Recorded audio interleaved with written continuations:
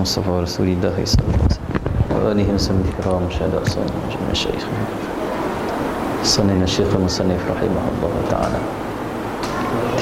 الفاتحة. أعوذ بالله من الشيطان الرجيم. بسم الله الرحمن الرحيم. الحمد لله رب العالمين الرحمن الرحيم مالك يوم الدين إياك نعبد وإياك نستعين اهدنا الصراط المستقيم صراط الذين أنعمت عليهم غير المغضوب عليهم ولا الضالين آمين. بسم الله الرحمن الرحيم.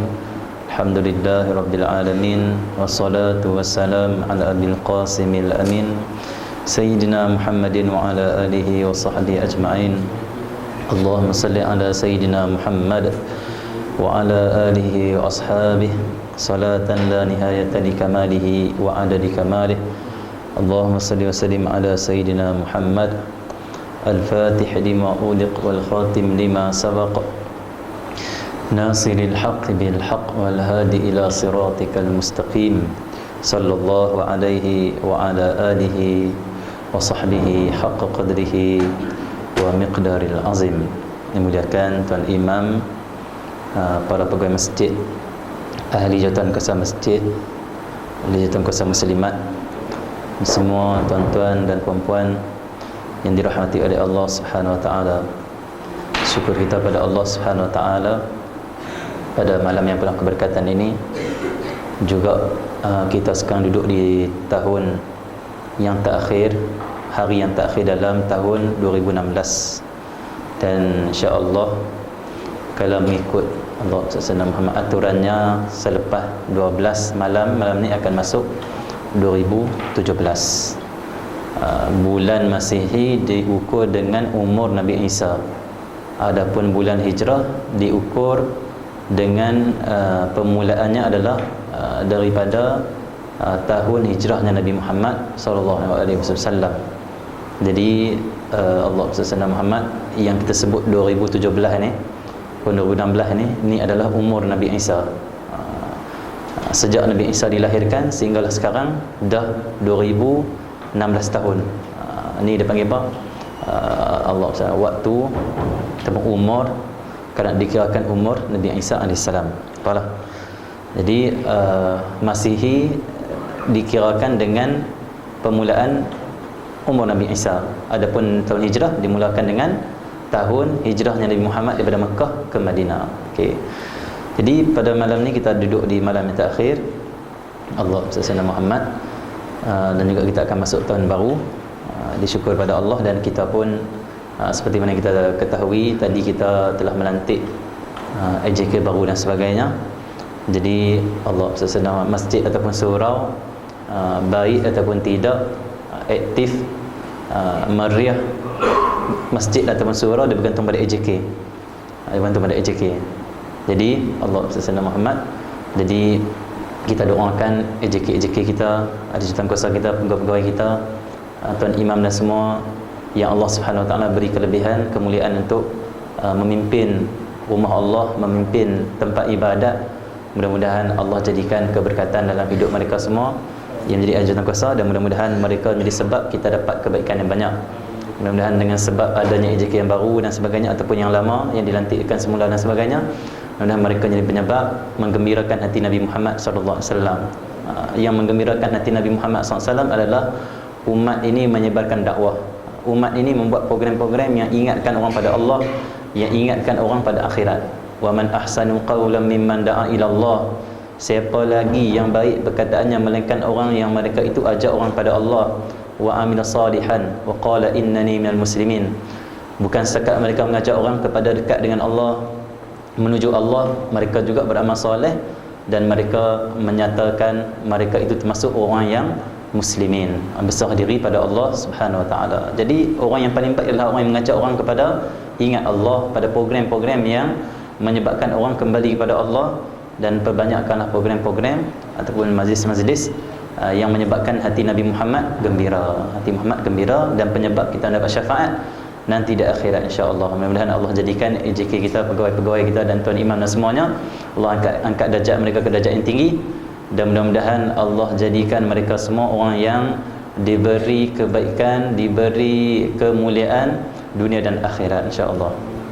Jadi insya-Allah pada malam ni kita akan terus membaca kitab kita pada hadis yang kelima, insya-Allah. Bismillahirrahmanirrahim.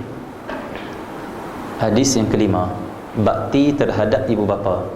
Hadis yang kelima pada bab menyatakan tentang berbakti, berkhidmat kepada ibu dan bapa. Terus Bismillahirrahmanirrahim. An Abi Hurairah radhiyallahu anhu, anin Nabi sallallahu alaihi wasallam qala, raghima anfuthum marghima anfu man adraka abawaihi indal kibari ahaduhuma aw kilahuma falam yudkhilil jannah. Rawahu Imamu Muslim rahimahullahu taala. Hadis diriwayatkan oleh Imam Muslim. Artinya daripada Abu Hurairah radhiyallahu taala anhu, beliau meriwayatkan daripada Rasulullah sallallahu alaihi wasallam bersabda, Allahumma salli ala Muhammad, kotor hidung seorang dengan berlumuran tanah, iaitu dimaksudkan dengan menjadi hina. Maksudnya seseorang itu menjadi hina, kemudian menjadi hina pula, dan kemudian menjadi hina pula, hina di atas kehinaan bagi seorang yang sempat menemui seseorang daripada kedua ibu bapanya atau kedua-duanya, Allah sallallahu Muhammad, ketika mereka sudah tua, lalu ia tidak dapat berbuat bakti kepada mereka yang akan melayakkannya menjadi penghuni syurga. Hadis diriwayatkan oleh Imam Muslim rahimahullahu taala. Hadis ni membagi tahu pada kita, Nabi Muhammad menasihati kita, memberi peringatan kepada kita bahawa akan jadi hina seorang anak, bahkan bukan sekali hina. Nabi jawab, raghima anfuthum marghima anfuthum marghima anf. 3 kali Nabi sebut akan jadi hina. Hina bagi siapa? Hina bagi orang yang disebut anak. Apabila dia ada ibu dan ayah, waktu mana ibu dan ayah dia telah tua dan dia telah besar, tapi dia tidak berkhidmat, tidak berbakti kepada ibu dan ayah dia, Nabi kata orang macam hina. Hina ni maksud dia apa? Akan menerima siksaan Allah Subhanahu Wa Taala nanti di akhirat. Dalam hukum agama Islam, haram hukumnya kita menderhakai ibu bapa, haram, berdosa besar. Bahkan Allah ada 3 perkara kata Nabi Muhammad sallallahu alaihi wasallam yang menjadi penyebab seseorang itu diharamkan masuk syurga Allah Subhanahu Wa Taala. Apa tu? Nabi kata, thalathatun haramallahu tabaraka wa ta'ala alaihim al-jannah, mudminul khamri wal 'aqu liwalidayhi wad dayuthu alladhi yuqirrul khabatha fil ahli. Ni 3 golongan yang Rasulullah kata diharamkan mereka masuk syurga Allah Subhanahu Wa Taala. Yang pertama siapa? Yang pertama adalah Allah sallallahu Muhammad, mudminul khamri, orang yang ketagih arak. Arak tak mau tinggal, minum arak tak mau tinggal. Jadi alhamdulillah kita semua Allah selamatkan kita daripada yang pertama, iaitu apa? Kita tak jadi orang yang mabuk. Kalau mabuk tadi sembahyang maghrib 8 rakaat, tapi tak mabuk semua 3, alhamdulillah tak mabuk lah. Jadi kita semua tak ada mabuk, tak ada minum arak, kita tak mendekati arak, bahkan kalau mendengar arak kita takut. Arak ni, oh jangan. Jadi kita tak jadi orang yang pecandu arak ataupun Allah SWT, orang yang meminum arak. Yang kedua kata Rasulullah SAW, wal 'aqu liwalidayhi. Siapa yang kedua ni? Wal 'aqu liwalidayhi. Golongan kedua yang tak akan masuk syurga, yang diharamkan syurga, siapa? Itu anak yang derhaka kepada kedua ibu bapanya. Bahaya. Kalau kita pernah melakukan derhaka kepada ibu dan ayah kita, dan ibu ayah kita telah mati, macam mana? Banyakkan bertaubat kepada Allah Subhanahu Wa Taala. Kenapa? Takut bila kita mati nanti dapat siksa dalam kubur, dapat siksa di mahsyar, dapat siksa dalam api neraka Allah Subhanahu Wa Taala. Tapi Allah, janganlah kita putus asa dari rahmat Allah. Kadang-kadang kita pernah buat disebabkan apa? Kita jahil. Dulu kita buat lebih kurang dekat ibu dan ayah kita waktu hidup. Kita selalu kata kat dia, kita selalu lawan dia, tinggikan suara dan sebagainya. Allah, mungkin disebabkan kita jahil.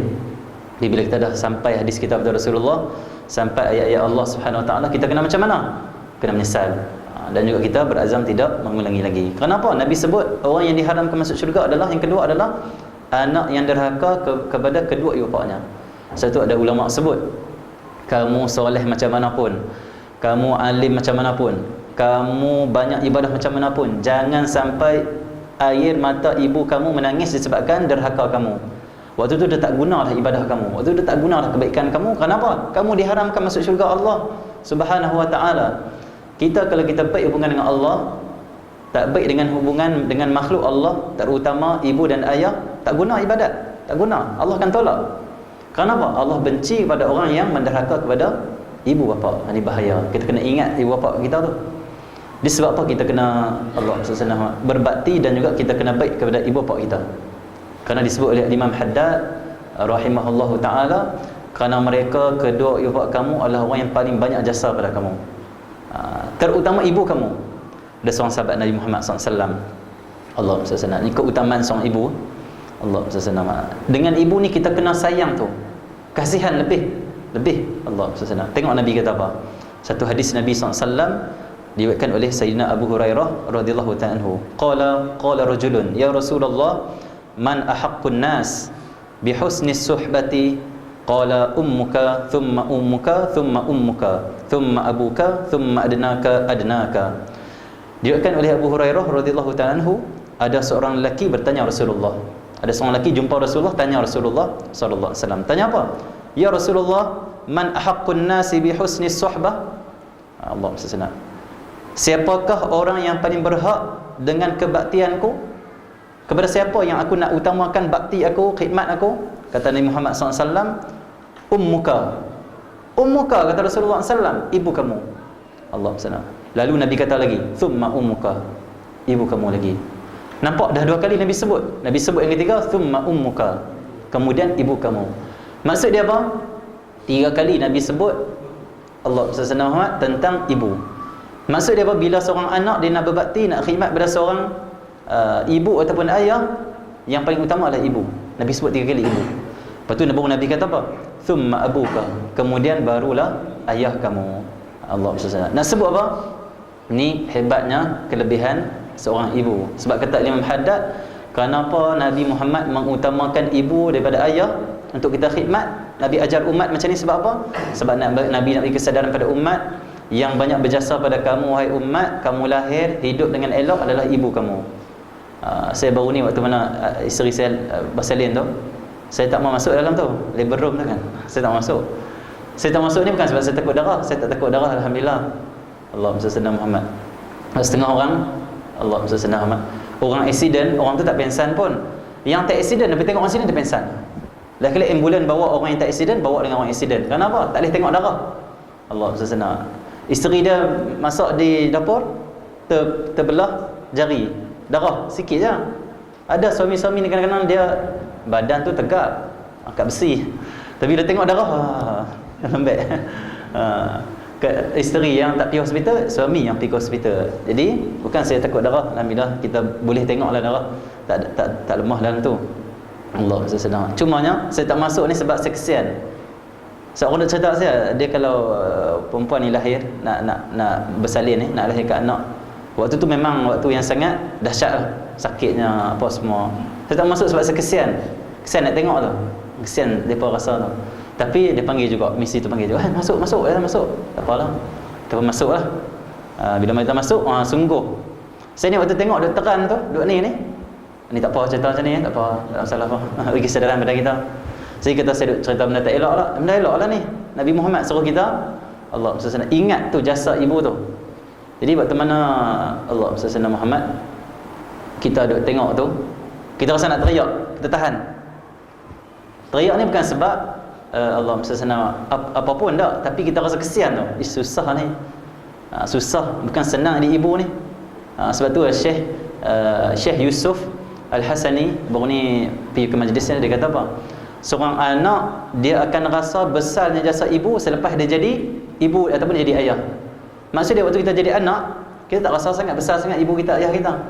Waktu mana kita ada anak tu, waktu mana kita sendiri lahirkan anak, waktu mana kita sendiri jaga anak, baru kita ingat apa? Dulu ibu dan ayahku buat aku macam ni lah. Besarnya jasa, baru rasa tu, baru rasa.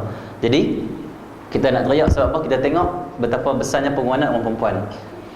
Jadi sebab itulah kata ulama, Allah SWT, kalaulah isteri kita kata kat kita, pelekeh kita ke, suka ceramah kat kita ke, maafkanlah. Jadi tolak ansur lah. Kenapa? Mereka lebih banyak lagi berkorban daripada seorang suami. Seorang suami ni banyak cari rezeki, cari duit dan sebagainya, tapi seorang isteri ni dia jaga anak, menyusukan anak, bangun malam. Allah SWT. Suami tak bangun waktu anak teriak kan, tak bangun. Sebab sabar ibu tak sabar waktu bangun. Tak apalah. Jadi seorang isteri. Jadi nak sebut apa? Al-Imam Haddad kata ibu kamu lebih utama. Nabi sebut kerana apa? Nabi kata ummuka. Kenapa? Kerana isteri ataupun ibu lebih banyak berjasa pada kita. Lepas tu ayah. Baru Nabi sebut thumma abuka. Jadi hadis ni ceritakan tentang berbakti terhadap ibu bapa.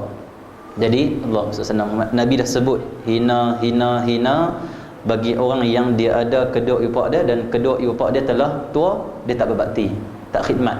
Maksud dia tak peduli daripada kedua ibu bapa dia. Bahkan orang sekarang Allah SWT, dia mengutamakan keluarga dia, mengutamakan kerja dia, sehingga kan ibu dan ayah tu tak dipedulikan, tak ziarah, tak call, bahkan ada yang pergi hantar orang jaga dan sebagainya. Sedangkan dulu mak ayah dia susah macam mana pun jaga dia, tapi waktu mana dia dah besar, dia dah kaya dan sebagainya, dia nampak ibu dan ayah dia macam benda menyusahkan diri dia. Kalau mak dan ayah kita dulu dia merasakan kita susah, menyusahkan hidup dia, mesti kita dah dibuang. Tapi tak dibuang. Tapi orang sekarang, anak sekarang buang ibu dan ayah dia. Ni hadis ni bagi orang yang duk buang-buang ibu dan ayah. Ni bagi orang yang tak suka khidmat pada ibu dan ayah. Ni bagi orang yang dahaka pada ibu dan ayah dia, apa Nabi sebut? Kamu akan jadi hina. Hina lagi. Allah SWT. Maksudnya kita tak akan diharamkan oleh Allah masuk syurga. Disiksa dulu dalam neraka Allah Subhanahu Wa Taala. Jadi tak apalah. Jadi Allah SWT Muhammad.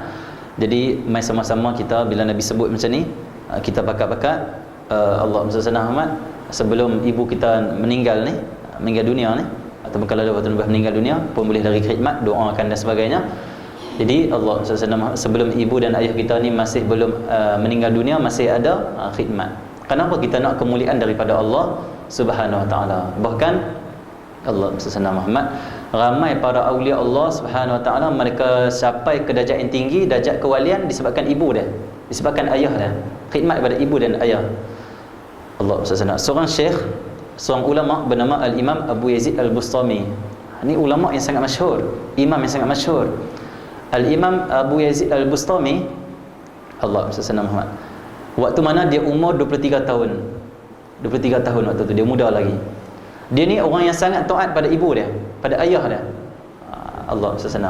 Tapi waktu mana Syekh Al-Imam Abu Yazid Al-Bustami, ketika mana dia umur 23 tahun, ayah dia telah wafat, meninggal dunia. Tinggal ibu dia. Allah SWT. Baiknya akhlak seorang anak, itu Imam Abu Yazid Al-Bustami, satu hari ibu Imam Yazid Al-Bustami panggil dia. Panggil buat apa? Ibu dia nak tidur atas tangan dia. Akhirnya dia pun, Allah SWT, pergi pada ibu dia, menunaikan hajat ibu dia, dia pun letak tangan. Ibu dia nak tidur. Kadang-kadang ibu macam tu lah, dia sayang anak, dia bermasalah-masalah dengan anak, jadi dia tidur atas tangan Al-Imam Abu Yazid Al-Bustami. Allah SWT. Ini disertai dalam kitab-kitab para ulama. Waktu mana ibu Al-Imam Abu Yazid Al-Bustami tidur atas tangan Imam Abu Yazid, waktu tu ibu dia nyenyak sangat, letih maksud dia, nyenyak sampai tak jaga. Tapi Al-Imam Abu Yazid Al-Bustami tak gerak ibu dia. Kenapa? Takut mengganggu, takut menyakiti ibu dia. Akhirnya waktu mana ibu dia, Allah SWT Muhammad, tidur punya lama, kata Imam Abu Yazid Bustami, aku sempat menghabiskan 1000 kali surah Al-Ikhlas. Baru ibu dia bangun. Maksud dia apa? Lama time ibu dia tidur tu, lamanya adalah baca 1000 kali Qul huwallahu ahad, Allahus samad. Selepas dia habis baca 1000 kali Qul huwallahu ahad, baru ibu dia bangun. Dan waktu mana ibu dia bangun, terlalu lama ibu dia tidur atas tangan Al-Imam Abu Yazid Bustami, waktu tu tangan dia lumpuh, darah tak jalan, apa semua, akhirnya lumpuh. Allah takdirkan untuk tu lumpuh. Maksud dia apa? Al-Imam Abu Yazid Bustami khidmat pada ibu sampai dia lumpuh. Allah SWT. Nak jadi ceritanya, waktu mana Al-Imam Abu Yazid Al-Bustami wafat, meninggal dunia, ada seorang mimpi, seorang soleh mimpi. Dia orang beriman mimpi, itu adalah hadis Nabi SAW. Bahkan Allah SWT, mimpi-mimpi juga pernah dijadikan hukum Islam. Apa dia? Kalau kita mengaji hadis Nabi SAW tentang sejarah asal azan. Allah SWT. Waktu mana umat Islam dah banyak masuk Islam dan telah disyariatkan solat fardu 5 waktu. Waktu tu bila masuk waktu tak tahu macam mana nak panggil orang solat. Bila Nabi tanya para sahabat, kita nak buat macam mana? Ada sahabat kata apa? Kita guna gendang. Ada kita kata kita guna loceng. Macam-macam cadangan. Cuma datang waktu tu datang Sayyidina Umar. Sayyidina Umar kata, wahai Rasulullah, semalam aku mimpi. Mimpi apa? Mimpi azan. Azan apa? Panggil orang datang ke masjid untuk solat. Akhirnya Nabi kata apa? Kita ikut mimpi Umar. Ini petunjuk daripada Allah Subhanahu Wa Taala. Dan waktu itulah Nabi ajarkan Sayyidina Bilal untuk melaungkan azan. Allahu Akbar, Allahu Akbar, Allahu Akbar, Allahu Akbar sampai habis. Nak sebut apa? Itu mimpi yang benar. Mimpi yang benar ni memang ada. So mimpi ni pecah pada 3 kata ulama. Allah SWT. Di antara ulama-ulama yang sangat masyhur dalam bab mimpi, dalam bab ilmu mimpi adalah Al-Imam Ibn Sirin, seorang tabi'in. Jadi Allah SWT. Dia juga seorang ahli hadis. Ibn Sirin seorang ahli hadis. Mimpi ada 3 kata ulama. Yang pertama, mimpi daripada Allah. Ni dipanggil mimpi yang benar. Nabi sebut dalam hadis yang sahih, riwayat Muslim kata salah saya. Allah SWT. Disebut juga dalam kitab Al-Imam Tirmizi dan Sunan Tirmizi, kata Nabi Muhammad SAW, nanti di akhir zaman, di hampir kiamat, orang beriman akan mimpi dengan mimpi yang benar.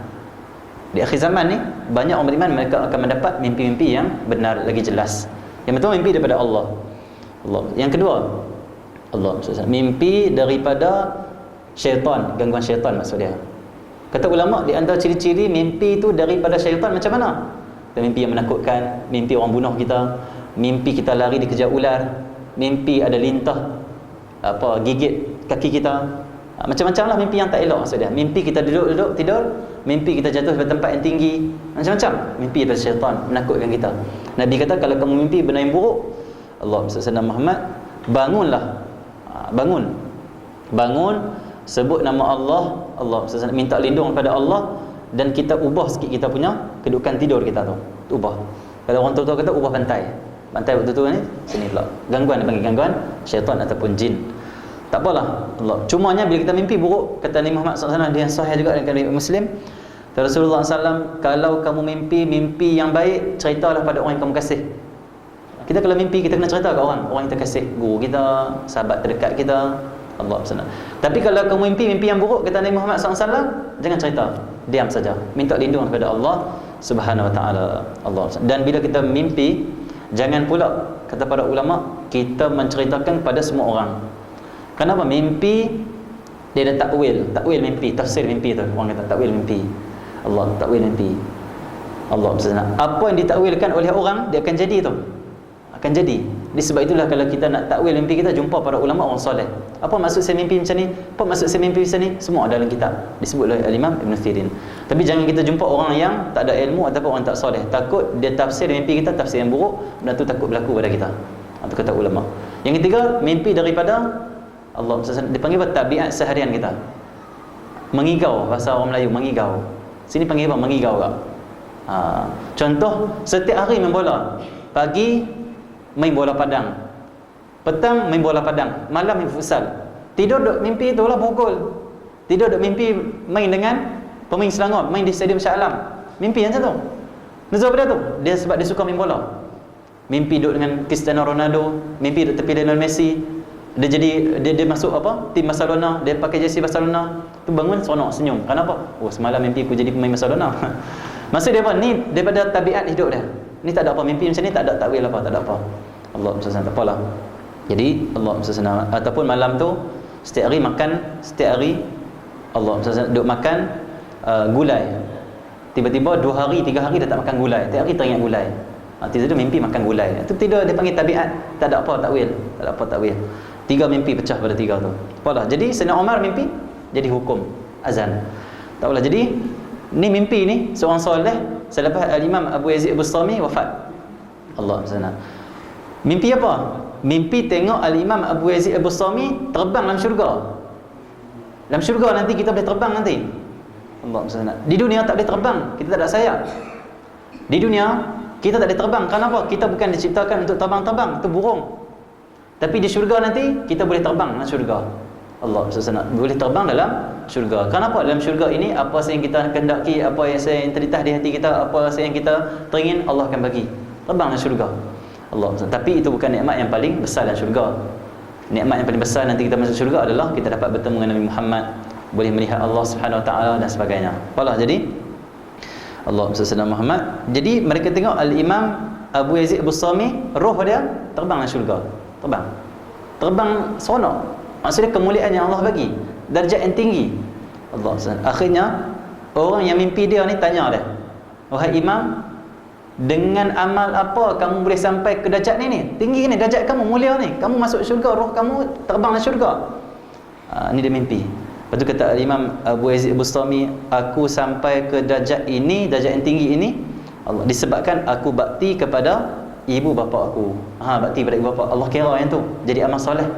Bakti kepada ibu bapa menyebabkan kita mulia di sisi Allah Subhanahu Wa Taala. Dan juga yang kedua, disebabkan aku sabar menghadapi kesusahan. Dalam hidup Imam Abu Yazid Bustami ada berlaku kesusahan. Mana ada orang senang semua, orang kaya pun lagi susah kadang-kadang. Nak fikir bisnes, nak fikir rumah sewa yang disewa pada orang tak bayar lagi, nak fikir kereta dia nak kena bayar, banyak orang susah. Orang kaya tak semesti senang, orang miskin tak semesti susah. Senang-senang ni hati, bukan harta. Ada orang tak ada harta tapi senang, ada orang ada harta tak senang, ada juga orang ada harta senang. Sebab apa? Sebab dapat redha Allah, dapat ketenangan jiwa, nikmat lah. Okey, tak apalah. Jadi Allah dia sabar dalam menghadapi kesusahan. Siapa? Imam Abu Yazid Bustami. Nak sebut apa ni? Ni berita gembira bagi orang-orang yang mereka khidmat pada ibu dan ayah. Apa kita akan dapat? Kita akan ditinggikan darjat oleh Allah Subhanahu Wa Taala. Al-Imam Allah Sayyidina Uwais Al-Qarni, seorang yang duduk di Yaman, yang terkenal di langit, tak terkenal di bumi, seorang miskin, seorang yang orang suka hina dia, seorang pengembala kambing. Allah Subhanahu Uwais Al-Qarni. Tapi Allah SWT, walaupun dia miskin, orang suka hina dia, tapi yang puji dia adalah Allah, yang puji dia adalah Nabi Muhammad SAW. Rasulullah selalu cerita kepada para sahabat. Dan kitab Sahih Bukhari ada, dan kitab Sahih Muslim ada, cerita tentang apa? Cerita tentang Nabi selalu cerita kelebihan Uwais Al-Qarni, seorang yang terkenal di langit, tak terkenal di bumi. Bahkan Nabi sebut orang tu adalah doa dia mustajab. Dia doa bila pun Allah akan makbul terus. Kata ulama, kalaulah Uwais Al-Qarni dia berdoa, doa dia akan naik dalam bentuk cahaya yang bersinar-sinar, menyebabkan semua malaikat Allah akan rasa kagum, akan rasa takjub dengan doa Uwais Al-Qarni. Dan semua doa Uwais Al-Qarni tak akan disekat oleh mana-mana pintu langit pun, akan diterima terus oleh Allah Subhanahu Wa Taala. Sebab apa? Dekat sungguh dia dengan Allah. Tapi Uwais Al-Qarni, apa penyebab dia dekat dengan Allah? Apa penyebab doa mustajab? Apa penyebab dia dikagumi oleh Nabi Muhammad, dikagumi oleh para sahabat? Nabi pernah kata kepada Sayyidina Abu Bakar, Sayyidina Umar dan juga Sayyidina Ali. Ini hadis riwayat Bukhari tak salah saya ataupun Muslim. Nabi kata apa? Allah SWT, nanti Allah SWT akan datang seorang daripada Yaman, nama dia Uwais Al-Qarni. Waktu mana aku telah wafat nanti, bila kamu jumpa dengan dia, wahai Umar, wahai Ali, pergilah bertemu dengan Uwais Al-Qarni dan kamu mintalah dia berdoa pada kamu, dan mohonkanlah supaya dia istighfar pada kamu berdua. Maksud dia apa? Minta Allah ampunkan kamu. Suruh dia minta pada Allah supaya kamu diampunkan oleh Allah Subhanahu Wa Taala. Nak sebut apa? Ni hadis tentang kemuliaan Uwais Al-Qarni, sehingga kan Nabi perintahkan sahabat dia untuk bertemu. Tapi bukan bermakna Uwais Al-Qarni lebih tinggi darjat daripada para sahabat. Sahabat lebih tinggi. Cuma nak sebut apa? Nak sebut walaupun Allah Subhanahu Muhammad, walaupun kita ni dah mulia, tapi kita kena ingat orang lain pun ada juga kemuliaan. Ada orang lain pun ada juga kemuliaan. Nabi nak ajar tawaduk kepada para sahabat. Walaupun kamu tinggi, walaupun kamu sahabat aku, tapi kamu kena ingat ada lagi hamba Allah yang Allah beri kemuliaan, ketinggian, doa yang mustajab, pergi jumpa, ambil keberkatan. Okey, Allah tak apalah. Jadi, dan hadis ni juga kata ulama, Allah galakkan oleh Rasulullah SAW untuk umat ziarah orang soleh, ziarah para awliya, para ulama. Allah SWT. Jadi kita kalau ada masa, pergi ziarah Tok Guru, ziarah para ulama, bawa anak kita suruh dia doakan. Kenapa? Semua ada keberkatan, semua itu penyebab kita mendapat kasih sayang Allah Subhanahu Wa Taala. Kata Al-Imam kata Al-Imam Junaid Al-Baghdadi dalam kitab Tazkiratul Awliya, kata dia, duduk dengan orang soleh lebih baik daripada soleh. Duduk dengan orang soleh lebih baik daripada amal soleh. Kenapa? Kadang-kadang kamu beramal soleh lupa Allah, kamu zikir lupa Allah, kamu baca Quran lupa Allah, kamu bangun malam pun kamu lupa Allah juga kadang-kadang. Tapi kadang-kadang kamu duduk dengan orang soleh tu peringat kamu tentang Allah. Tengok wajah dia, ingat Allah. Tengok wajah dia, ingat pada akhirat. Itu lebih baik daripada kamu beramal soleh. Allah kata Al-Imam Abu Yazid, kata Al-Imam Junaid Al-Baghdadi. Okey, Allah. Tapi bukan maksud dia kita duduk orang soleh tak buat ibadat. Cuma nak sebut apa? Orang soleh ni ada kelebihan. Kelebihannya apa? Allah. Bila kita lihat mereka, kita ingat Allah, dan mereka, bila mereka bercakap, mereka akan peringatkan kita tentang Allah Subhanahu Wa Taala. Tu orang soleh. Untuk apa? Hati kita untuk ingat Allah Subhanahu Wa Taala. Tak apalah. Jadi Allah Sallallahu Muhammad. Jadi kita kena ziarah orang soleh ni, anjuran Nabi Muhammad SAW untuk meminta doa. Pada tu.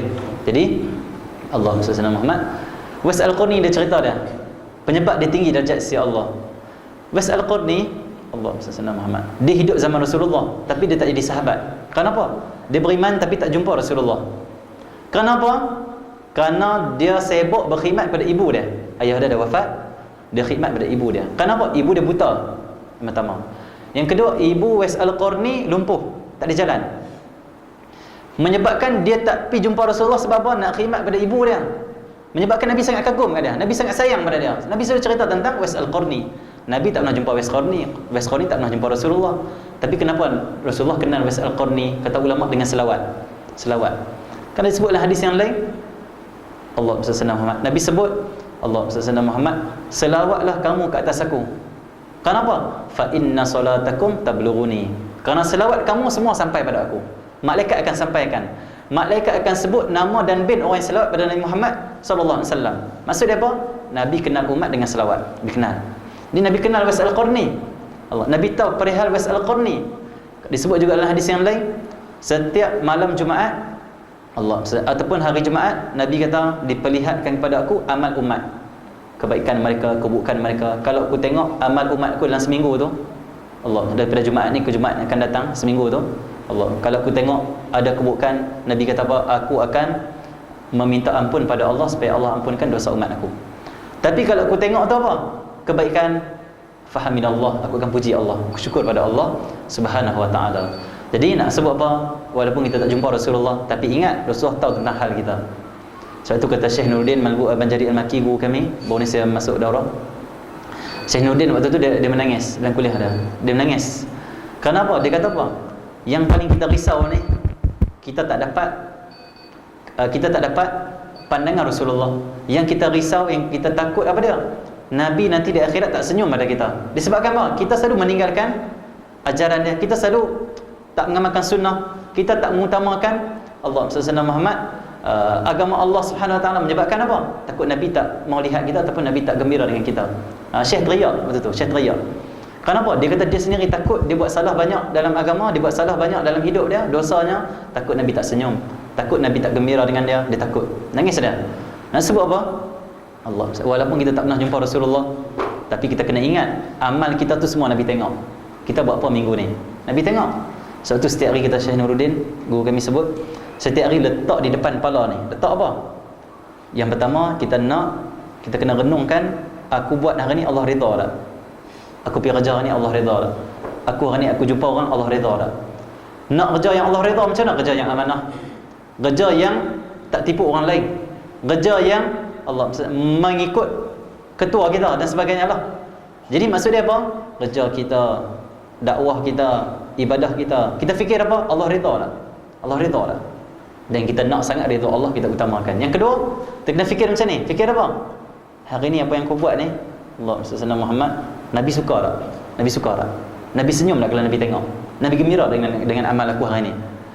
Kena ada dua tu yang paling utama dalam kepala kita. Fikir maksud dia. Menyebabkan kita dapat memperbaiki amal kita. Jadi tak apalah. Jadi Allah Sallallahu Muhammad. Jadi Sayyidina Wais Al-Qarni, Allah Sallallahu Muhammad, tak jumpa Rasulullah kerana apa? Kerana khidmat pada ibu dia. Khidmat kepada ibu dia. Dia ada cerita no? Hebatnya Wais Al-Qarni khidmat pada ibu dia. Sayyidina Wais Al-Qarni, Allah Sallallahu Muhammad, satu hari Allah Sallallahu Muhammad, ibu dia kata kat dia, wahai anakku, aku ni teringin sangat nak pergi ke haji. Bawalah aku tahun ni bawalah aku pergi haji.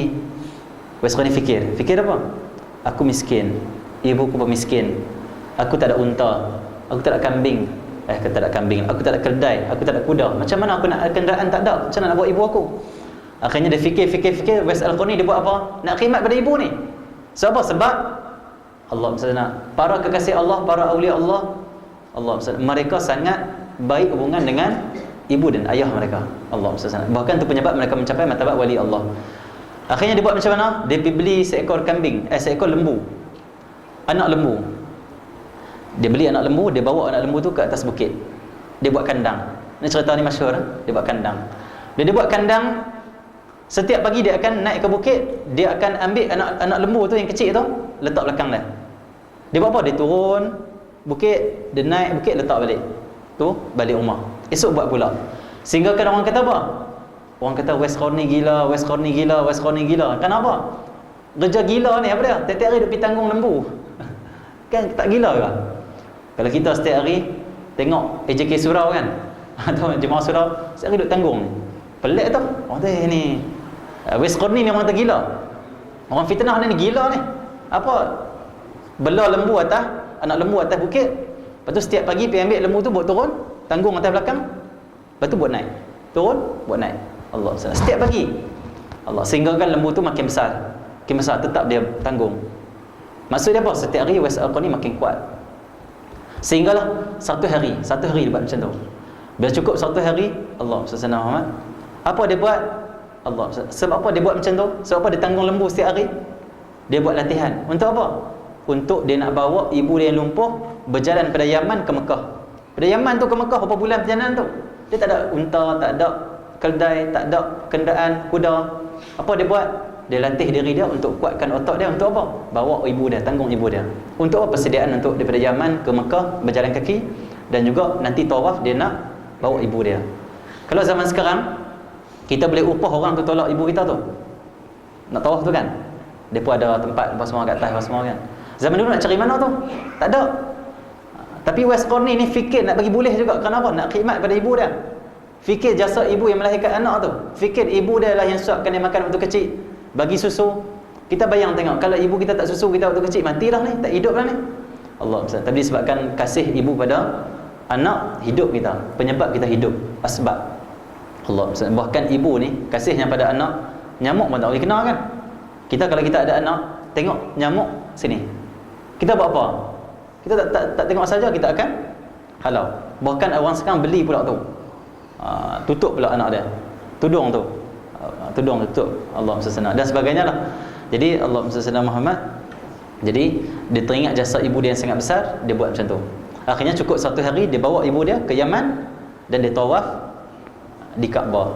Bawa ibu dia, tanggung ibu dia, pergi dan balik, tawaf dan sebagainya. Nak sebab apa? Ni disebabkan West Al-Qarni memuliakan ibu dia, dia berkhidmat kepada ibu dia, akhirnya dia naik martabat awliya yang sangat besar, seorang wali yang sangat besar. Bahkan kata ulama, West Al-Qarni dia adalah khair tabi'in, sebaik-baik tabi'in, sebaik-baik at-tabi'in. Apalah, jadi Allah SWT Muhammad, itu kita nak sebut apa? Nak sebut pengorbanan para ulama, para awliya. Mereka sangat baik hubungan mereka dengan ibu dan ayah. Kita macam mana? Kita macam mana? Okay, jadi Allah SWT, kesimpulan pada hadis ini, mari sama-sama kita Allah SWT berkhidmat pada ibu dan ayah kita. Khidmatlah apapun, khidmat apapun. Bahkan bukan sekadar kita khidmat, diperintahkan dalam Quran supaya kita merendahkan diri, tawaduk pada ibu dan ayah. Allah. Kita ni kalau boleh di rumah, kalau ada ibu dan ayah, dia duduk bawah, jangan kita duduk atas. Ada Allah SWT. Contoh, ibu duduk bawah, ayah duduk bawah. Allah. Dia pun duduk tengok TV, dia pun duduk makan. Kita jangan pula duduk atas kursi, laptop kita, kerja kita dan sebagainya. Kalau betul-betul kita nak amalkan ayat Allah, yang Allah kata apa? Rendahkan diri kamu dengan kedua epok kamu. Rendahkan diri kamu. Ada ayat Quran, Allah perintahkan macam tu. Kita kena macam mana? Tunjuk rendah diri kita. Macam mana? Duduk bawah. Bahkan disebut oleh Imam Ghazali rahimahullahu ta'ala dalam kitab Bidayatul Hidayah, kata Imam Ghazali, Allah SWT, adab kamu kepada orang tua kamu, ada beberapa adab yang kita kena amalkan, diajar dari Islam. Apa dia? Yang pertama, Allah SWT Muhammad, kamu kena mendengar ucapan keduanya. So dia apa? Bila mak kita cakap, ibu kita cakap, ayah kita cakap, jangan kita kata apa? Nantilah cakap, sibuk ni, nantilah kita sembang. Tak boleh. Dengar apa yang dia nak cakap. Yang pertama, maksudnya beri perhatian apa yang akan diucapkan. Itu yang pertama, adab pertama. Yang kedua, berdiri apabila keduanya berdiri. Maksudnya bila ibu kita cakap dengan kita waktu dia berdiri, adabnya apa? Kita pun berdiri juga. Ini macam ni juga adab seorang murid dengan guru. Ni diajar oleh guru kami, disebutkan oleh juga oleh dalam kitab para ulama. Contoh guru kita berdiri kan, Allah, bila guru kita berdiri, ni adab. Dalam menuntut ilmu agama paling penting sekali adab dengan guru, paling penting sekali. Memuliakan guru, kita percaya pada guru, kita meletakkan guru kita tempat yang mulia. Allah SWT. Jadi bila guru kita berdiri, ni anak murid, contoh anak murid duduk sini, Allah SWT. Guru dia tanya apa? Kamu makan lagi? Kamu makan lagi? Adab seorang murid, dia tak boleh jawab tu. Tak boleh jawab. Adab. Dia kena macam mana? Berdiri dulu. Diri sama dengan guru dia berdiri. Guru dia pun berdiri, dia pun berdiri. Dia kata, Alhamdulillah Ustaz, saya dah makan. Alhamdulillah Syekh, saya dah makan. Okey, Allah bersana. Tapi kalau guru dia duduk, dia berdiri, guru dia duduk. Guru dia kata apa? Kamu dah makan ke? Guru dia sambil duduk. Tak boleh jawab, melainkan duduk dulu. Saya dah makan Syekh, saya dah makan Tok Guru. Memuliakan guru, adab dengan guru. Allah bersana. Tak apalah. Jadi Allah bersana. Macam tu juga adab kita dengan ibu dan ayah. Waktu mana dia berdiri, kita kena berdiri. Memuliakan. Okey. Kita kata susah ni nak amal Ustaz. Apalah amal lah sekat yang mampu kan. Yang ketiga, Allah tidak mengeraskan suara melebihi suaranya. Maksud dia apa? Dengan ibu dan ayah, kalau nak cakap jangan cakap kasar. Jangan tinggi-tinggi suara, tak boleh. Allah sebut dalam ayat Quran, ayat Allah Subhanahu Wa Taala, Allah kata apa? Jangan kamu sebut if, af, apa saja perkataan, tak boleh. Kepada kedua ipar kamu, itu maksud derhaka. Tak boleh. Jadi jangan tinggikan suara. Kalau boleh kita rendahkan suara kita. Yang seterusnya, kata Imam Ghazali, memenuhi panggilannya. Kalau ibu kita panggil, wajib contoh. Kita baca Quran. Allah baca Quran. Bismillahirrahmanirrahim. Alhamdulillahirabbil alamin, arrahmanirrahim, maliki yaumiddin. Baca Quran ni. Iyyaka na'budu wa iyyaka nasta'in. Tengok ibu panggil. Muhammad. Terus juga baca. Iyyaka na'budu wa iyyaka nasta'in. Ihdinas siratal mustaqim. Dah tak ada pahala, bahkan menjadi dosa. Kenapa? Kita buat yang sunat, tinggal yang wajib. Seumpama orang yang bangun tahajud, duha rajin, solat hajat rajin, solat fardu tak solat pun, apa dapat? Dosa dapat, pahala tak dapat. Bahkan dimurkai oleh Allah Subhanahu Wa Taala. Kenapa? Yang wajib tak buat sunat. Allah tolak tu. Sunat hukumnya kita baca Quran. Dan apa hukumnya kita menjawab panggilan ibu? Wajib. Ya mak, ataupun ya mak, ada apa mak? Wajib hukum dia. Wajib. Ini diajar oleh agama kita. Allah. Tapi kalau kita teruskan baca Quran, menjadi dosa, tidak menjadi pahala. Terus kita, bahkan waktu kita solat sunat, Allahu Akbar, solat duha, Alhamdulillahirabbil alamin, arrahmanirrahim, maliki yaumiddin, iyyaka na'budu wa iyyaka nasta'in. Tengok mak kita panggil, macam mana? Wajib berhenti. Kita ulang, wajib berhenti. Berhenti solat kita, solat sunat tu berhenti. Allah, kita keluar daripada solat, kita niat untuk batalkan solat, untuk berhenti solat itu, dan juga kita terus jawab panggilan mak, wajib. Ini sampai macam tu lah. Kita boleh tengok kitab-kitab para ulama sebut macam tu. Allah SWT. Walaupun yang kita solat tu adalah solat yang susah kita nak buat. Contoh solat sunat tasbih. Ni guru kami ajar solat sunat tasbih 4 rakaat. Tasbih Allah SWT, subhanallah, alhamdulillah dan sebagainya lah. 4 rakaat. Masuk rakaat keempat ni, dah lah payah nak solat tasbih setengah sekali. Tiba-tiba rakaat keempat dah nak habis, dah nak bagi salam dah. Tengok mak panggil, kena berhenti juga. Berhenti. Wajib jawab panggilan ibu. Kecuali solat tu wajib dan sebagainya, tak perlu lah. Kita habiskan solat yang wajib baru kita menjawab panggilan ibu. Tapi kalau sunat, wajib. Sembahyang sunat ke ataupun duk Allah baca Quran ke, wajib. Ni ulama yang letakkan, ni agama hukum Islam. Kalau jadi Allah SWT Muhammad. Jadi Allah SWT Muhammad. Jadi di antaranya adalah kita kena menyahut panggilan mereka. Di antaranya apa lagi? Adabnya apa? Jangan kamu pandang rendah kepada kedua ipar kamu, kata Imam Ghazali. Ada setengah orang dia rasa macam ni, aku PhD, aku master, aku BA sana, BA sini dan sebagainya lah, sijil ijazah dan sebagainya. Akhirnya dia pandang apa? Ibu aku tak ada ijazah, ibu aku tak ada PhD. Siapa dia nasihat aku? Siapa dia nak tegur aku? Akhirnya kita kata apa? Mak tak tahu bahasa Kedah. Ayah tak tahu, saya tahulah, saya mengaji. Jangan, walaupun kita tengok salah tu, apa yang dia bagi pendapat tu salah, lama pendapat dia salah, jangan kita bangkang. Kita diam saja. Allah. Kalau perlu kita buat, tak perlu kita tak buat. Allah. Cuma kalau kita nak bangkang dia, nak lawan dia, nak pandang rendah pada dia, nak kutuk pula dia, kita kata apa? Mak ada berapa PhD? Saya 3 PhD. Maksudnya senang. Mak mengaji mana dulu? Jangan. Haram hukum dia, haram. Jadi anak derhaka. Jadi macam mana tu? Allah SWT. Kalau kita tak setuju dengan pandangan dia, kita diam saja. Allah SWT. Apa pandangan dia? Contoh kita nak hantar anak untuk camp tu, kitab sebulan RM70 saya tengok dia kan. Bagus ni hantar anak kita mengaji agama. Kalau kita nak anak kita baik, bukan kita duk pergi bagi Allah SWT Muhammad semata-mata dia mengaji berjaya dalam bidang-bidang di sekolah menengahnya, sekolah universitinya. Jangan. Yang itu memang kena. Kita kena ingat, kita kena fikir apa? Bagi dia ada ilmu agama. Sebab orang tu akan baik dengan ilmu agama. Allah SWT. Bahkan ilmu agama tu sebut ilmu yang wajib. Fardu ain. Yang tu fardu kifayah tu. Allah SWT. Boleh tak salah kita mengaji bidang doktor ke dan sebagainya. Tapi jangan lupa bagi anak-anak kita mengaji agama. Kenal Allah. Allah SWT Muhammad. Kata ulama, perkara yang utama sekali yang perlu kita buat waktu kita hidup ni adalah mengenal pencipta kita, mengenal Allah. Jadi jangan Allah SWT Muhammad kita tak hantar pula lah. Dia bolehlah hantar dah, kalau hantar, kalau kita nak hantar tempat lain pun pulanglah. Dia sebut apa? Allah SWT Muhammad, contoh kita beritahu kepada mak ayah kita, beritahu apa? Saya nak hantar anak saya masuk ke camp mengaji kitab, camp pondok 6 bulan sebelum dia dapat CJ sana, SPM-nya dan sebagainya. Tu mak kita kata apa? Tak payahlah hantar, buat apa? CJ bagilah dia kerjakan bagus, dapat duit. Pendapat dia tu secara zahirnya salah tu. Yang kita kata macam ni, kita kata apa? Mak tak mengaji agama, mak tak duduk dengan ulama, mak tak tahu saya ni duduk setiap malam majlis. Allah SWT, jangan. Macam mana kita hanggut ya? Oh ya. Tapi balik macam mana? Balik kita bagi anak kita mengaji agama jugalah. Sebab itu kewajipan kita. Allah. Tapi dalam masa yang sama kita kena jaga hati ibu dan ayah. Tak boleh kita memandang rendah pada mereka walaupun pendapat mereka kadang salah. Tak boleh Allah. Jadi saya tak sebut semuanya, itu di antara yang kita kena buat ataupun kita kena amalkan adab seorang anak. Terus Allah SWT Muhammad. Jadi Allah SWT Muhammad. Jadi mari sama-sama kita berkhidmat pada ibu dan ayah kita, dan jangan kita mengabaikan tanggungjawab pada ibu dan ayah. Kenapa kita akan jadi hina? Bahkan kalau kita kaya ni, bisnes banyak, harta banyak, aset banyak, tapi dengan mak ayah kita buat lebih kurang. Kita duduk rumah sedap-sedap, ibu dan ayah kita di rumahnya, Allah tak berapa nak elok. Allah SWT, kita tak buat, tak bagi terbaik khidmat pada mereka. Contoh, apa akan berlaku? Walaupun kita kaya sekarang, nanti kita akan susah. Kenapa? Tak berkat tu. Tama-tama ibu dan ayah kita, dia tengok kita senang, bukan sekat kita senang, kita tak ziarah dia, tak ambil berat tentang dia, takut apa? Takut dia doa. Dia doa apa?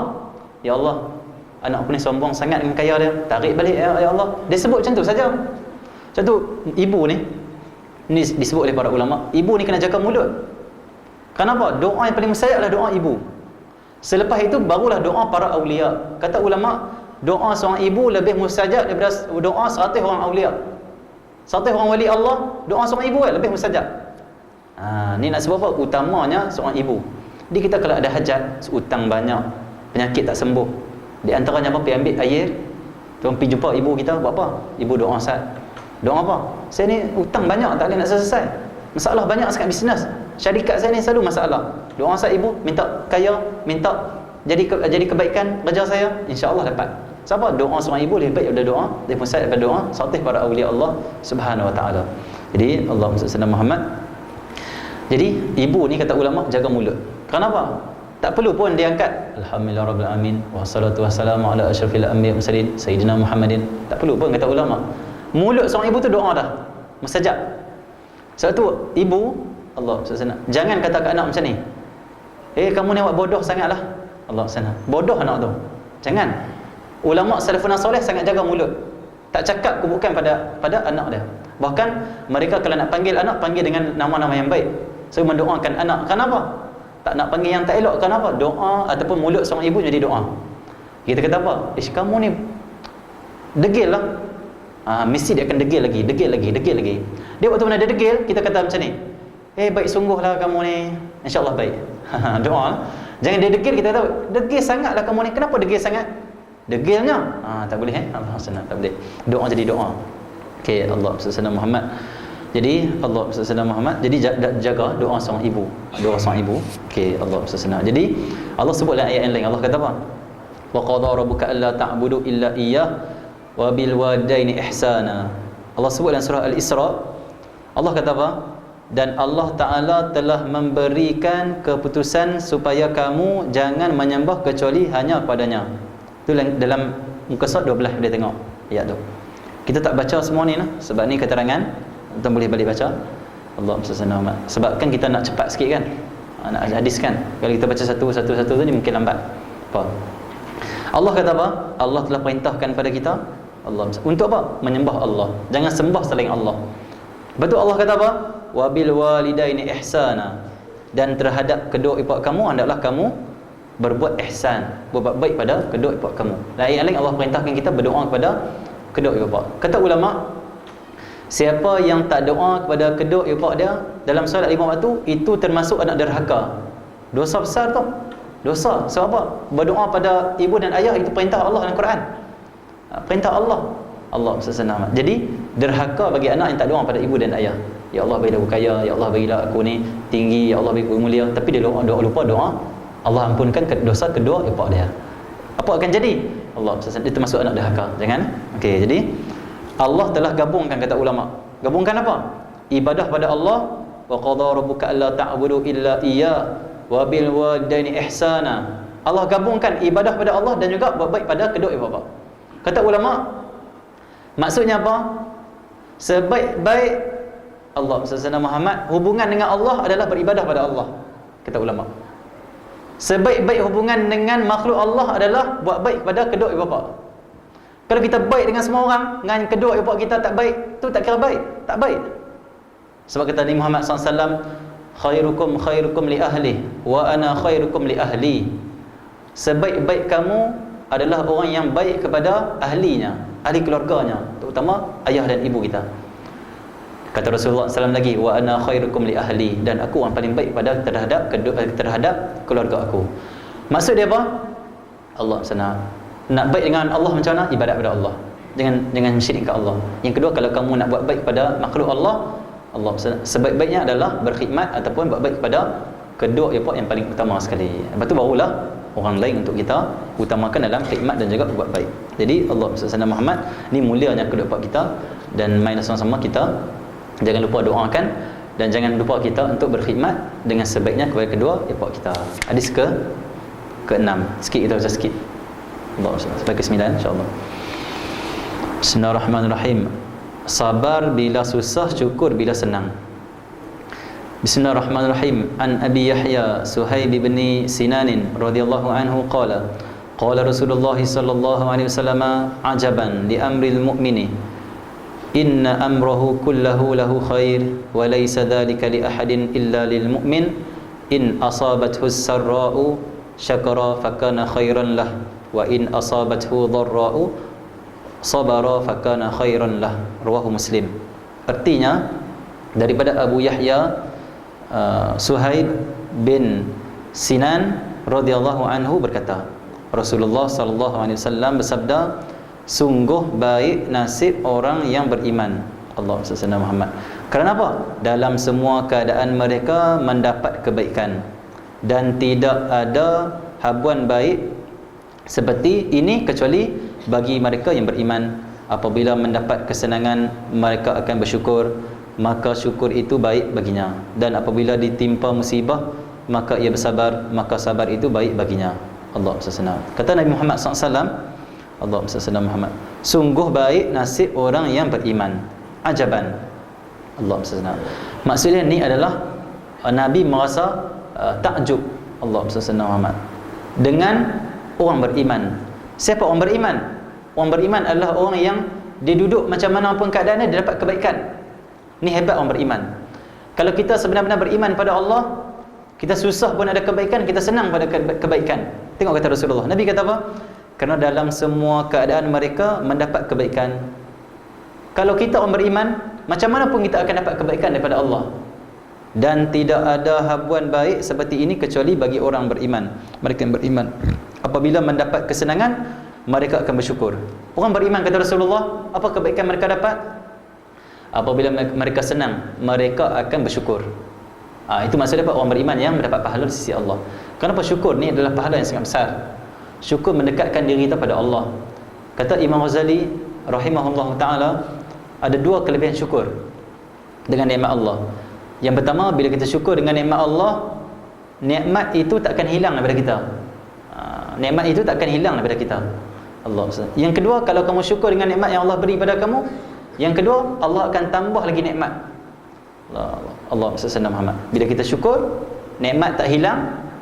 Yang kedua, bila kita syukur, Allah tambah nikmat yang ada. Jadi Allah Rasulullah Muhammad, sebab itu disebut oleh Imam Ibn Athaillah As-Sakandari yang kita hikam, dia kata apa? Syukur itu kamu mengikat nikmat. Bagi orang yang bersyukur, dia mengikat nikmat dengan ikatan yang kuat. Maksud dia apa? Bagi orang yang bersyukur, nikmat takkan hilang. Tapi bagi orang yang tak syukur dengan nikmat, orang itu adalah orang yang tidak mengikat nikmat dia. Seumpama binatang, buruan, bila kita tak ikat, dia akan lari daripada jagaan kita. Jadi Allah Rasulullah Muhammad, jadi sifat syukur adalah sifat yang menyebabkan seorang beriman itu dapat kebaikan. Maksud dia apa? Kalau kita senang, jangan lupa nak bersyukur pada Allah Subhanahu Wa Taala. Allah bagi kepada kita iman, Allah bagi kepada kita Islam, Allah bagi kita kepada boleh mai solat jemaah, boleh mengaji, jadi orang yang baik, dapat pangkat yang baik, dapat gaji yang cukup untuk sara keluarga kita, dan semua syukur pada Allah. Dan bila kita syukur pada Allah dengan nikmat yang Allah bagi, waktu tu apa? Kita jadi orang beriman yang mendapat kebaikan yang banyak di sisi Allah. Selagi mana kita syukur, selagi itulah kita mendapat pahala dan juga Allah ganjaran anugerah daripada Allah Subhanahu Wa Taala. Terus, maka syukur itu baik baginya. Sebab apa? Sebab ada orang beriman, Allah SWT, yang tak sempurna iman. Orang iman yang sempurna adalah orang yang syukur bila dia senang. Tapi bagi orang yang beriman tak sempurna iman, bila dia senang dia tak syukur, tapi dia kufur. Bila duit banyak buat apa? Buat maksiat. Bila duit banyak buat apa? Sombong. Oh jangan, ni bahaya. Sebab apa? Bila kita sombong, Allah SWT, bila kita guna duit kita untuk maksiat, takut apa? Allah tarik balik. Allah tarik balik. Allah SWT. Sebab Allah SWT Muhammad, Allah bagi kekayaan, Allah bagi kesenangan untuk apa? Untuk kita bersyukur. Untuk apa? Kita beribadah pada Allah, untuk kita tunduk pada Allah. Tapi ada orang ambil kekayaan, duit banyak, dia buat apa? Dia buat maksiat pada Allah Subhanahu Wa Taala. Jadi kita jadilah orang yang bila kita mendapat kesenangan, kita bersyukur pada Allah Subhanahu Wa Taala. Maka syukur itu baik baginya. Kata ulama, syukur ada 3. Allah SWT. Yang pertama syukur dengan hati, yang kedua syukur dengan lidah, yang ketiga syukur dengan perbuatan. Kalau cukup 3 ni, barulah dinamakan kita sampai kepada martabat orang yang disebut orang syukur. Apa maksud syukur dengan hati? Hati kita membenarkan nikmat yang kita dapat ni dari Allah. Kita rasa Allah bagi. Yang kedua, Allah dengan lisan kamu memuji Allah. Bila dapat kebaikan, bila dapat kesenangan, bila dapat nikmat, kita kata apa? Alhamdulillah. Alhamdulillah. Ni dia tanda orang tu bersyukur. Yang ketiga, tanda syukur dengan anggota. Anggota macam mana? Mentaati Allah. Kita nak tahu tak kita ni syukur tak syukur dengan nikmat yang Allah bagi pada kita? Tengok setiap hari kita buat apa. Kalau setiap hari buat maksiat tak berhenti-berhenti, sedap dengan maksiat, sedap dengan melihat yang haram, sedap dalam mengumpat, sedap berbohong dengan orang lain, sedap mencuri hak orang lain, sedap mengambil hak orang lain, itu bukan bersyukur tu, itu kufur. Kufur nikmat dia panggil. Kata Allah Subhanahu Wa Taala, la in syakartum la azidannakum. Kalau kamu syukur dengan nikmat aku tambah lagi nikmat. Wala in kafartum, tapi kalau kamu kufur dengan nikmat aku, inna adzabi lasyadid. Sesungguhnya azab aku pedih. Allah akan azab orang yang tak syukur dengan nikmat Allah Subhanahu Wa Taala. Jadi Allah SWT Muhammad, kalau duk terus maksiat, sedap maksiat, tak ingat nak taubat, bahkan bermegah-megah dengan maksiat, itu orang tak syukur pada Allah. Tak syukur pada Allah. Orang yang syukur adalah orang yang guna anggota untuk apa? Ibadah pada Allah. Guna anggota untuk datang masjid. Guna anggota dia untuk apa? Baca Quran. Guna anggota dia untuk berzikir pada Allah. Dia orang bersyukur. Nak jadi orang bersyukur macam mana? Kena buktikan dengan anggota. Apa dia? Melakukan ketaatan pada Allah Subhanahu Wa Taala. Maka syukur itu baik baginya. Dan apabila ditimpa musibah, orang beriman yang sebenar, apabila mendapat kebaikan, kesenangan, dia syukur. Tapi apabila ditimpa musibah, ditimpa kesusahan, apa dia buat? Ia bersabar. Syukur dapat pahala yang besar. Syukur mendekatkan diri kita pada Allah. Syukur penyebab kita dikasihi oleh Allah. Tapi apabila kita ni tak senang, kita tak dapat kemudahan, kita pula ditimpa dengan kesusahan, musibah, macam mana? Kita kena sabar menghadapi. Maka sabar itu baik baginya. Maksud dia apa? Inilah sifat orang beriman. Nabi sebut, kalau dia senang dia syukur, kalau dia Allah SWT Muhammad, kalau dia susah dia sabar. Maksud dia apa? Waktu senang mendapat pahala, waktu sabar pun, waktu susah pun dapat pahala di sisi Allah Subhanahu Wa Taala. Hadis yang seterusnya, Allah SWT mengawal diri ketika marah. Bismillahirrahmanirrahim. An Abi Hurairah radhiyallahu anhu, anna Rasulullah sallallahu alaihi wasallam qala, laisa asyadidu bisur'ati, innamas syadidu alladhi yamliku nafsahu 'inda al-ghadab. Ada 3 minit lagi. Muttafaqun alaih. Artinya daripada Abu Hurairah radhiyallahu taala anhu bahwasanya Rasulullah sallallahu alaihi wasallam bersabda, bukanlah orang gagah, maksudnya bukanlah orang yang kuat, perkasa, itu orang yang mampu merebahkan orang lain. Nabi kata apa?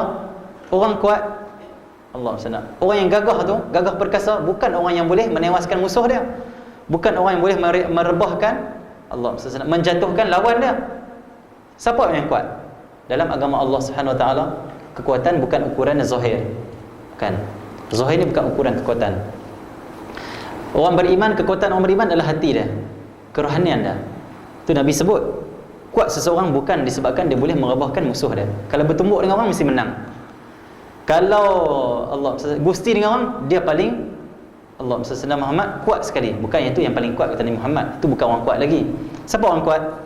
Kata Rasulullah SAW, tetapi sebenarnya orang yang gagah perkasa itu ialah orang yang mampu mengawal dirinya ketika marah. Nabi sebut. Ni akhlak yang ketujuh Nabi ajar. Nabi ajar apa? Orang yang kuat adalah orang yang waktu nak marah tu, dia tahan, mengawal diri. Allah SWT. Maksud dia apa? Itu kekuatan yang sebenar. Kekuatan yang sebenar bukan kita boleh jatuhkan orang, bukan kita ni tomoy kita menang, sparring kita menang, tak kuat lagi tu. Orang kuat siapa dalam agama Allah? Allah SWT. Orang yang paling kuat adalah orang yang bila nak marah tu dia tahan. So susah nak tahan marah tu. Bagi orang yang dapat tahan marah, itulah orang yang paling kuat sekali kata Nabi Muhammad sallallahu alaihi wasallam. Tapi tak bukan benda mudah yang boleh kita buat, tahan marah. Allah SWT Muhammad, seorang ulama Allah SWT Muhammad, Al-Imam Ali Zainal Abidin, cicit Rasulullah SAW. Satu hari Al-Imam Ali Zainal Abidin, Allah SWT Muhammad, dia perintahkan hamba dia pi ambil bara api. Bara, kalau kita aram tu bara tu, untuk apa? Nak dibakar, Allah SWT Muhammad, ikan nak dibakar ayam, daging dan sebagainya. Tu mana dia suruh hamba dia ambil, Allah SWT Muhammad, bara tu hamba dia ambil. Bila pergi ambil, tiba-tiba bila hamba dia nak mai bagi dekat dia, anak dia ada waktu tu, anak Al-Imam Ali Zainal Abidin ada kat situ. Tiba-tiba bara tu terjatuh atas kepala anak Al-Imam Ali Zainal Abidin. Sebut dalam kitab cerita tu. Waktu mana jatuh bara tu atas kepala anak dia yang kecil tu, budak lagi, sakit. Dah sakit sangat kuat, mati anak tu di tempat tu juga, mati juga waktu tu, mati terus, mati. Soalnya panasnya bara yang dibawa oleh hamba tu untuk dibakar daging dan sebagainya. Waktu tu Al-Imam Ali Zainal Abidin nak marah ke hamba dia. Allah. Waktu tu hamba dia baca ayat Quran. Baca apa? Allah SWT Muhammad. Allah SWT Muhammad. Wasari'u ila maghfiratin min rabbikum wa jannatin arduha as-samawati wal ard u'iddat lil muttaqin. Lepas tu Allah sebut lagi, alladzina yunfiquna fis sarra'i wad dharra wal kaziminal ghaiz wal 'afina 'anil nas. Hamba dia baca ayat tu.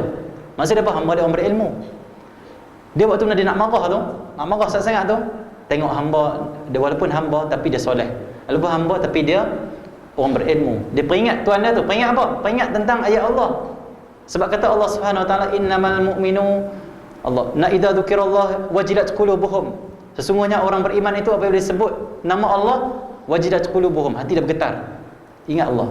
Wa idza tuliat alaihim ayatuhu zadatuhum imana, dan apabila dibacakan ayat Allah bertambah iman mereka. Ini orang beriman. Tengok Al-Imam Ali Zainal Abidin, bila dibaca apa? Kata Allah Subhanahu Wa Taala, syurga itu yang seluas langit dan bumi disediakan bagi orang bertakwa. Siapa orang bertakwa? Kata Allah, alladzina yunfiquna fis sarra wad dharra, orang yang infakkan harta dia waktu dia susah dan juga waktu dia senang. Wal kaziminal ghaiz. Waktu tu Imam Ali Zainal Abidin dengar apa?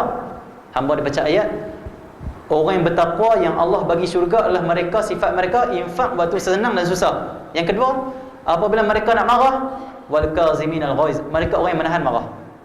Itu sifat orang ahli syurga, orang bertakwa. Akhirnya Al-Imam Ali Zainal Abidin nak marah ni, tahan, tak jadi marah. Allah SWT. Lepas tu hamba dia sebut lagi ayat Quran, dia kata wal afina 'anil nas, dan sifat orang yang bertakwa yang masuk syurga Allah adalah mereka yang memaafkan manusia. Waktu tu juga dia kata apa? Aku maafkan kesalahan kamu dan aku bebaskan kamu pada hari ini, merdekakan kamu.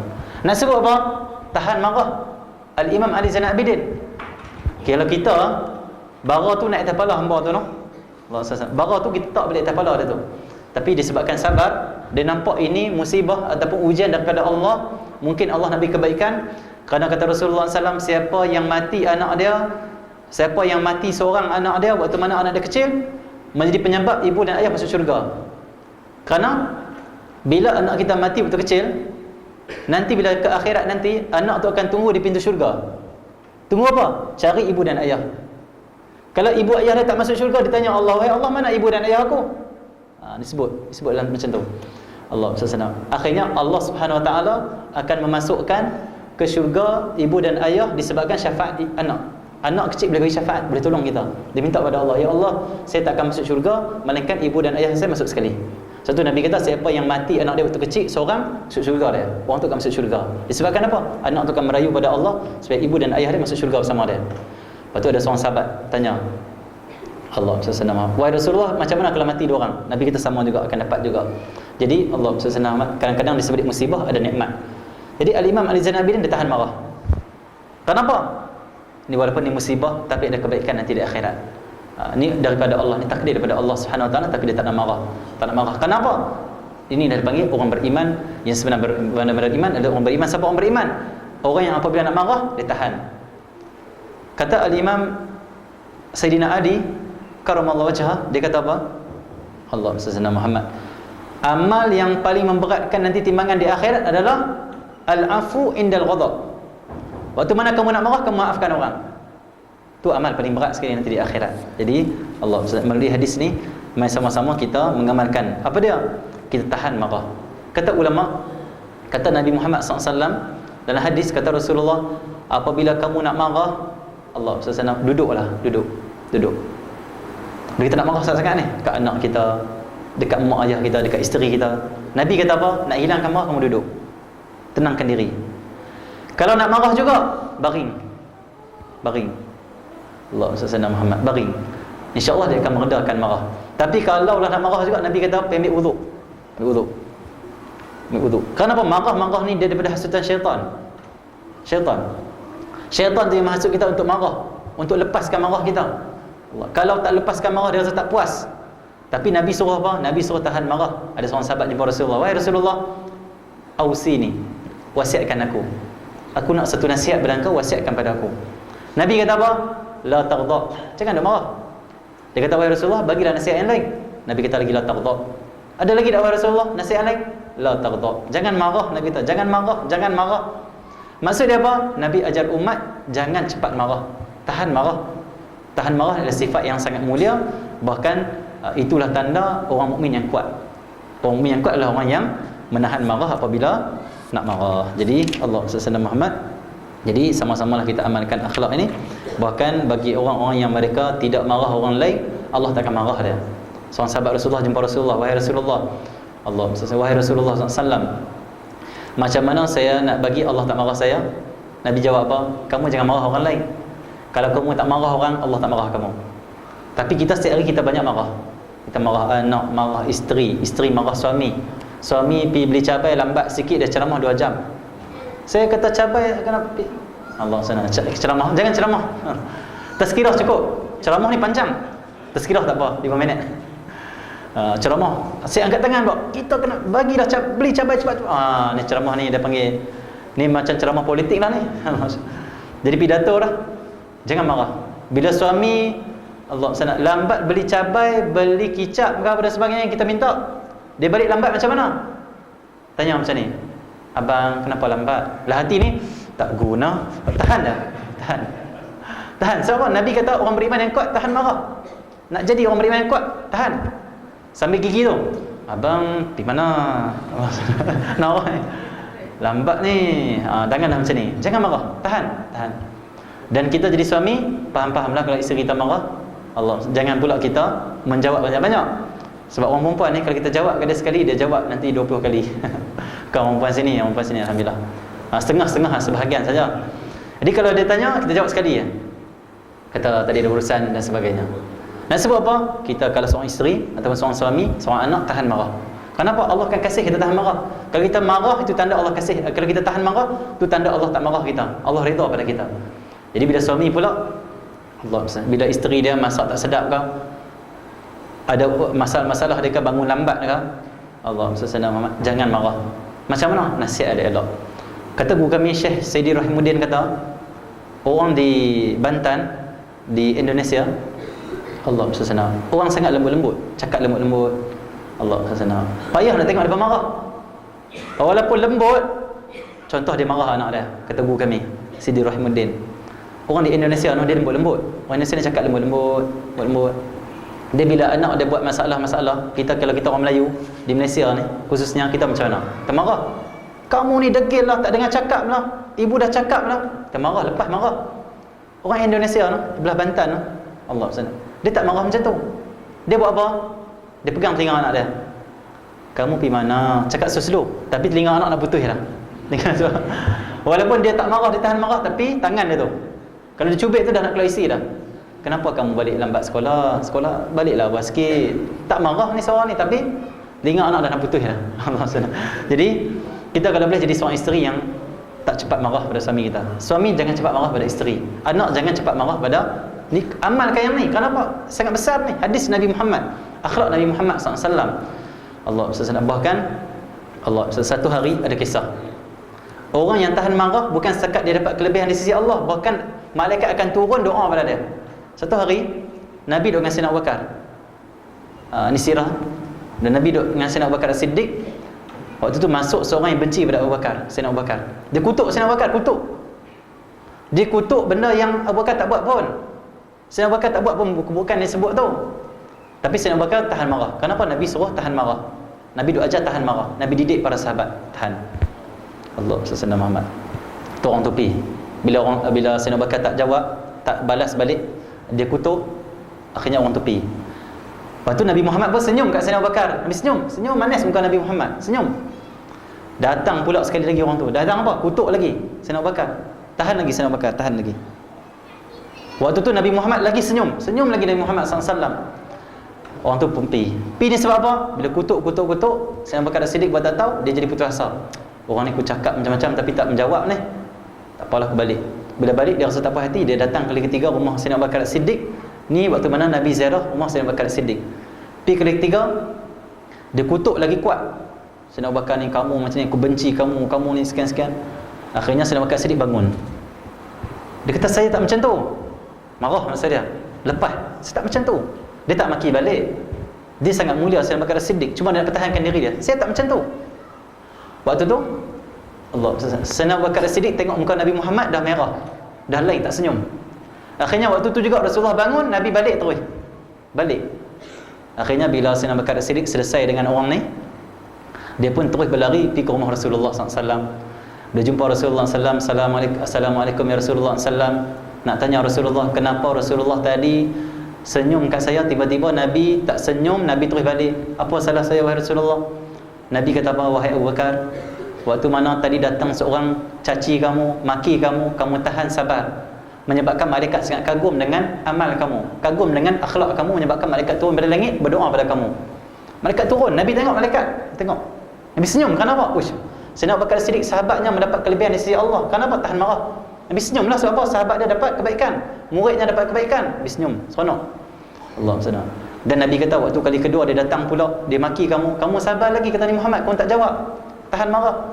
Lagi ramai malaikat turun dari langit. Buat apa? Berdoa pada Sayyidina Abu Bakar As-Siddiq. Malaikat kagum dengan dia. Malaikat rasa kagum dengan sifat ataupun akhlak kesabaran Sayyidina Abu Bakar As-Siddiq. Dan kali ketiga kata Nabi Muhammad SAW, waktu tu kamu dah tak tahan, kamu jawab, kamu marah. Waktu tu kata Nabi Muhammad SAW, aku melihat malaikat semua balik ke langit, semua meninggalkan tempat tu, bangun, semua keluar. Dan waktu tu kulihat syaitan masuk, aku bangun balik. Allah SWT. Baru waktu tu Sayyidina Abu Bakar As-Siddiq sedar bahawasanya apa? Besarnya kelebihan kita menahan marah. Kenapa? Menahan marah menyebabkan malaikat di langit tu akan turun doa pada kita. Disebut oleh Nabi Muhammad SAW. Jadi mari sama-sama lepas ni kita tahanlah, tahan marah. Allah SWT. Dia bukan senang tapi boleh buat insya-Allah. Bahkan kalaulah kita nak dapat tahan marah, sifat tahan marah ni macam mana? Kita kena mencapai kenal Allah. Kalau kita kenal Allah, insya-Allah tak marah. Kenapa? Orang yang kenal Allah, dia nampak sesuatu semua ni daripada Allah. Semua ni daripada ujian Allah. Allah buat ni ada hikmah. Allah buat ni atas kebaikan dia.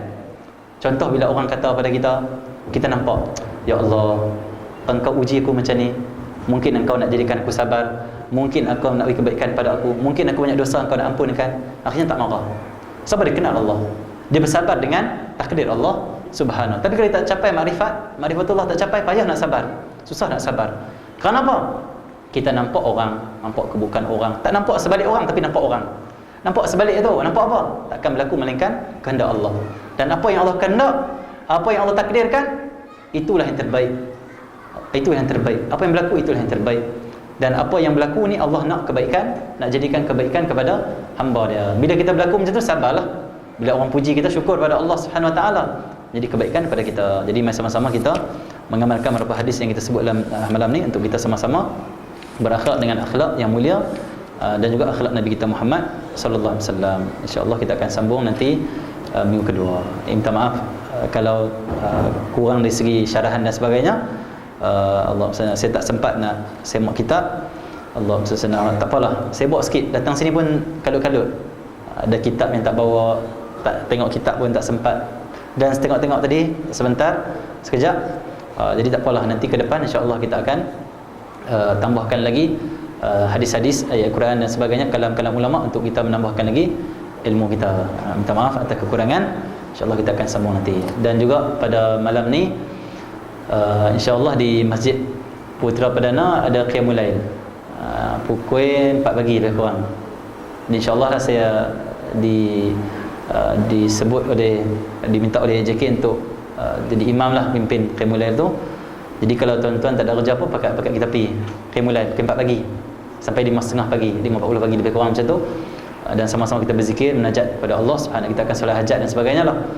Jadi kalau kita ada hajat, kita ada benda-benda yang kita nak Allah makbulkan, insya-Allah pergilah malam ni kita sembahyang hajat ramai-ramai.